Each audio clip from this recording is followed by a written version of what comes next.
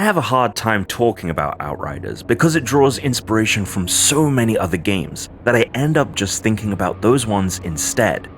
The game is a little bit of the mechanics of The Division 2, blended with the powers of Destiny 2, set in a sci-fi world similar to the latter game.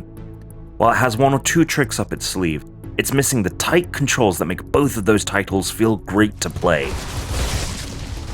I want to lead with the fact that we were playing this preview over Parsec, a streaming service like GeForce Now.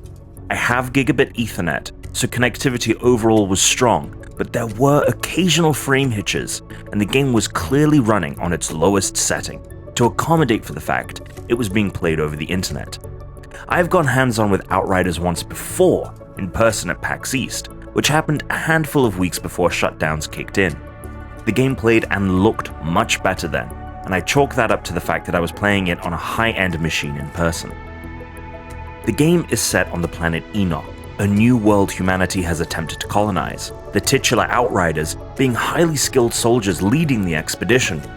A storm of energy, later referred to as the Anomaly, sweeps across the planet, killing many, transforming a few into the superpowered Altered, and turning the once beautiful world into a blood-soaked wasteland. Your customizable character, awakening after 200 years of cryosleep, is special because they are both an Outrider and an Altered, something not yet seen before. The premise is undoubtedly pretty cool, but my recent preview event, I was told, took place around 15 hours into the game. With zero context for any of the story that was happening on screen, it was all just noise. My two squad mates and I were on a mission to locate a colonist, before having to take back an outpost that had been claimed by a group of zealots. A follow-up email from PR mentioned that COVID-19 screwed with their plans to send preview participants a little more background info before going hands-on. It resulted in the campaign elements of my playthrough that name-dropped characters left and right and spoke of betrayals upon betrayals, completely flying over my head. The gameplay was promising but felt like there was a lot left to be desired. People Can Fly, the developers of the game, previously tackled the Gears of War spin-off titled Judgment, which received criticism for its iterative story and gameplay. That can certainly be said about what is happening here with Outriders from the time I've had with the game so far.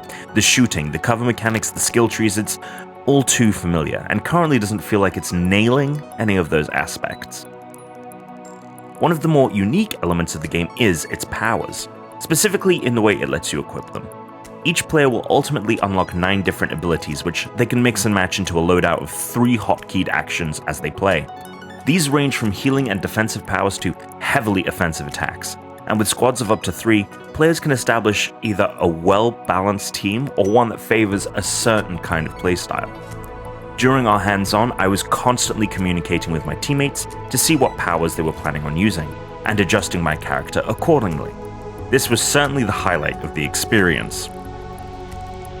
The preview also acted as an introduction to the 4th class that the game will allow you to play as.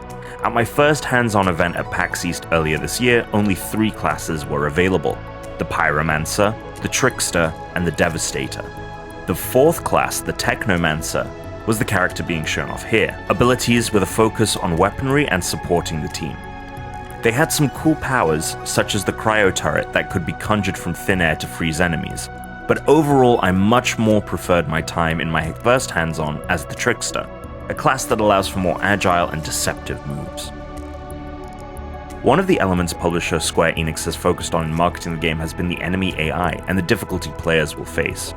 We certainly felt that difficulty in our group, with teammates being downed left and right in an endless cycle of reviving. It didn't, however, feel like the enemies were particularly clever, more that there were just a ton of them. We'd be getting pushed back in the area we were in, only to spin around to our receding cover and find more enemies waiting.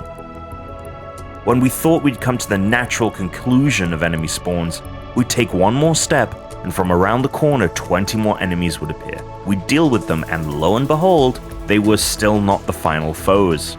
It was overwhelming, and not in a way that felt fair or appropriately challenging, more like there was a faucet that spawned enemies and someone had forgotten to turn it off. This, however, felt right at home during the final confrontation of the hands-on, when our team was tasked with leading the charge into no man's land to reclaim an outpost. A series of muddy trenches lay between us and our goal, as the Zealot army crashed down upon our Outrider crew. This is where overwhelming opposition felt appropriate and made for a really intense and rewarding final encounter. Outriders is a game I think you'll need to get your hands on yourself if you're going to want to know how it feels, and hopefully People Can Fly and Square Enix put out a beta before it launches in the winter.